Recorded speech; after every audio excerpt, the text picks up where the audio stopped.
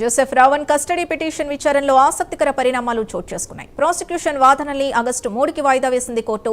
రావణ్ తరపున పొన్నవోలు సుధాకర్ రెడ్డి వాదనలు వినిపించారు. కస్టడీ పిటిషన్ జాప్యంపై ప్రాసిక్యూషన్ ని న్యాయవాది తప్పుపట్టారు. 2 నెలలుగా కస్టడీ పిటిషన్ పెండింగ్ లో ఉందని, ఒక పిటిషన్ ను ప్రాసిక్యూషన్ ఉపసంహరించుకుందన్నారు. వాదనల దశలో కాలయాపన చేస్తున్నారని, పిటిషన్ వేసిన వారే ముఖం చాటేస్తున్నారని రావణ్ తరపు న్యాయవాది తెలిపారు.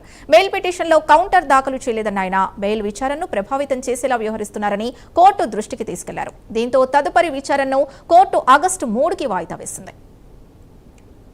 వాళ్ళ దుర్భాగ్య పరిస్థితుల్లో ఈ ప్రాసిక్యూషన్ ఈ వ్యవస్థ రన్ అవుతుంది.